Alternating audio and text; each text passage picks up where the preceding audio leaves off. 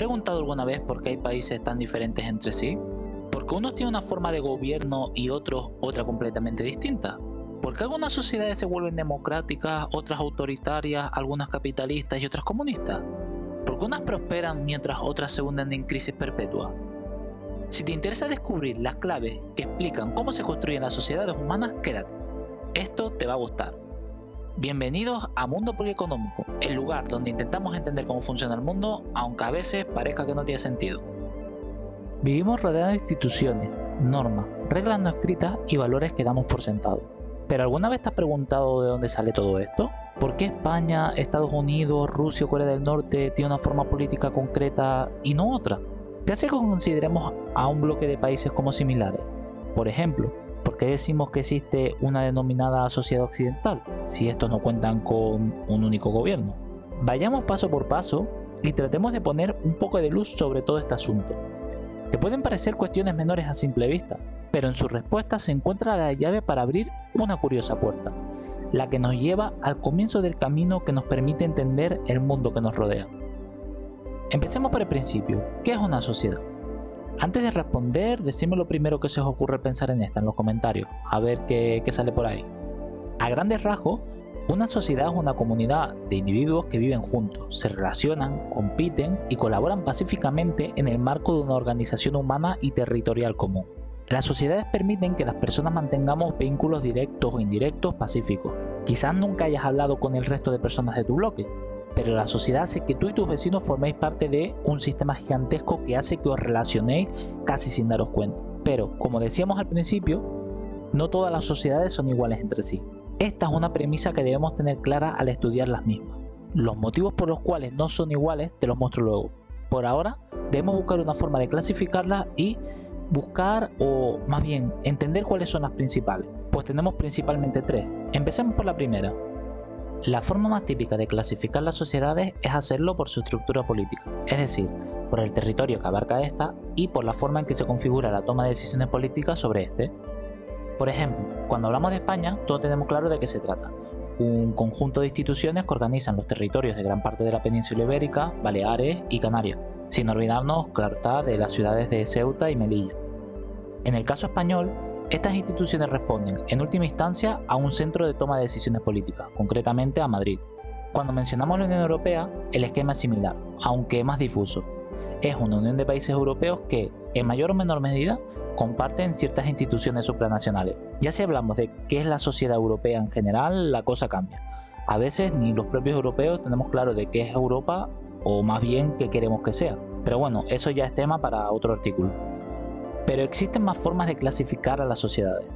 Para encontrar la siguiente, pensemos, ¿qué es la sociedad occidental? Ahí ya no hay un centro de poder común, ni una capital única, ni siquiera un presidente de Occidente, y sin embargo sabemos a qué nos referimos. Europa Occidental, Estados Unidos, Canadá, Australia, etc. Lugares que comparten ciertos valores y una determinada cultura. Aunque todos estos países estén separados geográficamente, en la práctica, suelen actuar como un bloque cultural e ideológico. En otras palabras, otra forma que tenemos de clasificar a las sociedades, al margen de la estructura política, es por su sistema de valores y cultura. Por ejemplo, en líneas generales, los valores que el Estado permite que se transmitan a sus ciudadanos no son lo mismo en Francia que en Corea del Norte. Solo por mencionar algunos, en uno se tienen en consideración los derechos humanos y el individualismo, en el otro brillan por su ausencia. ¿Adivináis cuál es cuál? Seguro que una idea os hacéis. Las personas no solo vivimos en sociedad para organizarnos políticamente o por nuestros valores. También lo hacemos para sobrevivir, mejorar nuestro bienestar material, cooperar y producir juntos. En este punto es cuando entra en juego el sistema económico. Esta es otra forma fundamental que tenemos de clasificar las sociedades. No es lo mismo vivir en una tribu que cuenta con una economía nómada, una sociedad feudal o una economía de corte comunista o capitalista. Al mencionarte estos términos, seguro que rápidamente te vienen a la mente imágenes de una vida completamente distinta de un tipo de sociedad a las otras. Pero la clave está en saber qué las hace diferentes. ¿Eres capaz de ver dónde está la diferencia? Sé que puede parecer sencillo. Alguno me dirá, ¿la pregunta es en serio? Pero aquí se tiende a mencionar como diferencia los árboles y no al bosque en su conjunto. La diferencia no está en que se trabaja cazando para un señor, el capital o para la sociedad. La clave está en entender que la diferencia de fondo se encuentra en el modo en que se organiza la producción, el intercambio, la propiedad, etc. En última instancia, lo que cambian son las respuestas a las preguntas que todo sistema económico debe responder con los recursos de los que dispone, es decir, las preguntas esenciales, que son ¿qué y cuánto producir?, ¿cómo producir?, ¿para quién producir? Llegados a este punto dirás, vale, bien, está claro que hay distintos tipos de sociedades y existen distintas formas de clasificarlas, pero ¿por qué hay tipos de sociedades tan distintas? ¿Por qué han ido variando a lo largo del tiempo? Pues si te has hecho esta pregunta, es una muy buena pregunta, y la respuesta no deja indiferente a nadie, porque se trata del mismísimo motor de la historia y el corazón de todo este asunto, el conflicto social. Por mucho que hablemos de organización, valores, producción, cooperación y el largo etcétera que queramos poner, los intereses de las personas rara vez son coincidentes. Algunos quieren conservar lo que tienen, otros quieren cambiarlo todo. Algunos quieren más libertad, otros más seguridad. Algunos mandan, otros obedecen aunque no quieran y a veces aunque lo hagan sin saber por qué. El conflicto de intereses entre los individuos se vuelve exponencial al cruzar los intereses de todas las personas que componen una sociedad. Esta divergencia de intereses genera tensiones, y de esas tensiones surgen las instituciones para tratar de canalizar el conflicto social que se genera.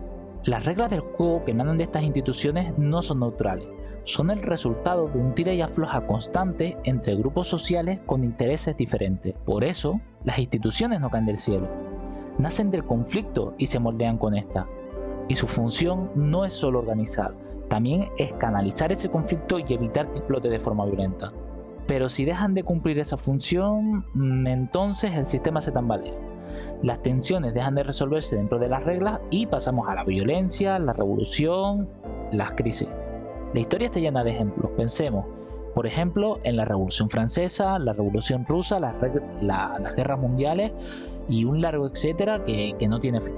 El conflicto social que da forma a nuestras sociedades es un tema apasionante a la par que intimidante, en el sentido de que nuestras vidas o la de los que nos rodean se pueden ver beneficiadas o truncadas por este. Según se gestione el mismo, nacerán imperios o serán borrados países enteros. Por ello, en este canal profundizamos en el conflicto social para tratar de entender cómo funciona el mundo que nos rodea, lo cual haremos a partir de sus dos grandes ramas, la estructura política y el sistema económico. Es importante que comprendamos esta no solo de forma aislada, sino también en su combinación, porque es en dicha combinación de la que surgen los distintos tipos de sociedades.